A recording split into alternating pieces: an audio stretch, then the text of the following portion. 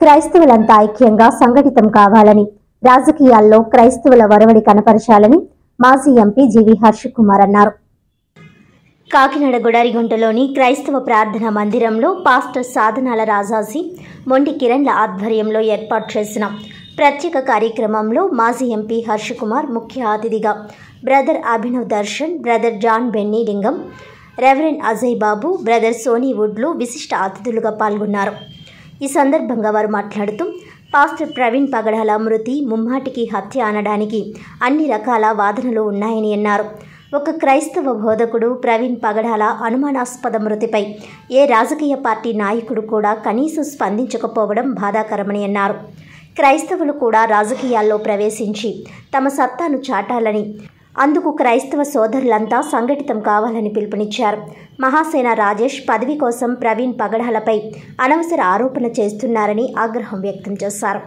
ఇప్పటికైనా క్రైస్తవులంతా ఏకమై బోధనతో పాటు రాజ్యాంగ స్థాపన దిశగా స్థానిక సంస్థల్లో పోటీ చేయాలని పిలుపునిచ్చారు. ఈ సమావేశంలో Ramachandrapuram JAC vice president Masila Manikumar, reverend Augustine, reverend Mosa John, reverend S Babu, reverend Williams, reverend Stephen, పలువురు పాస్టర్లు తదితరులు పాల్గొన్నారు.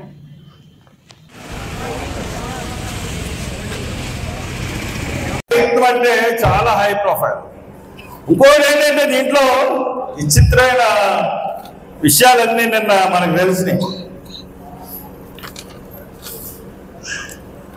ఎంక్వైరీ తర్వాత పోస్ట్ మార్టం చేసిన డాక్టర్లు ఇమీడియట్ గా ఒక రిపోర్ట్ ఇస్తారు, అటాప్సీ రిపోర్ట్. ఈ అటాప్సీ రిపోర్ట్ ఎవరో తెలుసా? మద్యం వాసనే రాలేదని ఉంది. పోస్ట్ మార్టం ఆయన ఇచ్చి రిపోర్ట్ ని అటాప్సీ రిపోర్ట్ ఇస్తారు, 1-2 గంటలు ఇస్తారు. దాంట్లో అసలు మద్యం తాగలేదు, మద్యం వాసన కానీ మద్యం తాగినట్టు కానీ ఎటువంటి ఆధారాలు లేవు. ఈ రిపోర్ట్ ని గవర్నమెంట్ ఇప్పుడు దాకా ఎందుకు బయట పెట్టలేదు? ఎందుకు బయట పెట్టలేదు అంటే మనం సంపాదించుకుని బయట పెట్టే రిపోర్ట్ ని మన కొంతమంది క్రైస్తవ విశ్వాసాలు అక్కడ ఉండి ఆ డిపార్ట్మెంట్లో ఉండి వాళ్ళు నాకు లోపాయకారంగా పంపుతున్న రిపోర్ట్లు. ఈ రిపోర్ట్ నేను ఫేస్బుక్ లో మొత్తం పెడతాను. నేను 18 దెబ్బలు ఉన్నాయని ఏదో చెప్పాను, మామూలు దెబ్బలు కాదు. ఇది opinion as to causes of the death, approximate time of death between 1 to 2 days. 1 to 2 days prior to the post-mortem examination. Post-mortem ఎప్పుడు జరిగిందంటే బాడీ దొరికిన 18 గంటల తర్వాత జరిగింది.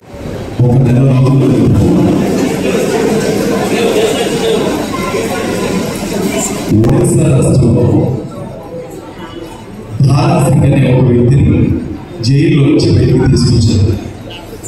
దాదాపు మీ అందరూ అతను చూస్తూ ఉంటారు.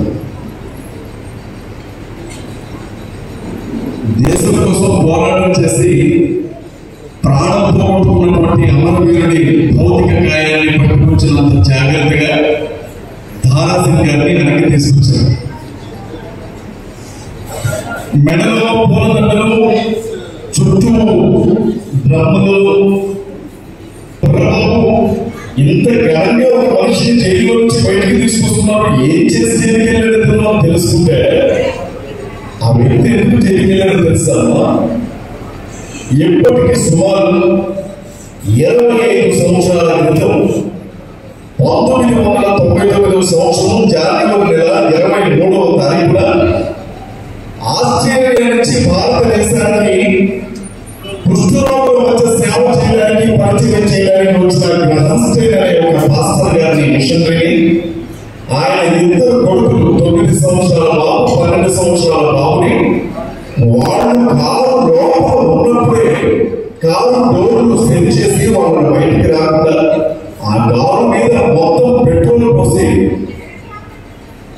పసిబిడ్డలో ఉన్న చాలా కూడా లేకుండా కారు తగలబెట్టి లోపల ఉండేవాళ్ళు ఆ మంటలో గాలి రక్తపు మొక్కలవుతుంటే కారు చుట్టూ కూడా జై శ్రీరామ్ జై శ్రీరామ్ జై శ్రీరామ్ అనుకుంటూ క్యామెరా పెట్టి తిరిగిన బృందానికి నాయకుడు ఆ వ్యక్తిని తీసుకొని వచ్చి ఇన్ని సంవత్సరం జైల్లో ఉన్నాను, ఎలా అనిపించింది నీకు అని అడిగితే అతను ఏమన్నాడు తెలుసా? నా ధర్మం కోసం, నా దేశం కోసం 100 సార్లు అయినా ఇంకా జైలుకి వెళ్తాను అన్నాడు. నాకు అనిపించింది వెంటనే కుష్ఠరోగులు వచ్చి సేవ చేస్తున్నటువంటి ఒక మంచి మనిషిని నిప్పుల్లో బతుకుడగా తగలబెట్టి ఎందరు కొడుకులు మీ పసి బిడ్డలిద్దరిని జాలి దయ కనికరం లేకుండా బిడ్డలిద్దరిని కూడా మాంసపు ముద్దలుగా కాల్చి వాళ్ళు సాగు కేకలు పెడుతుంటే ఆ కాలం చుట్టూ తిరిగి రాక్షసానందాన్ని పొందిన ఈ వ్యక్తి ఏమన్నాడు తెలుసా? అది నా ధర్మం కోసం నేను చేశాను.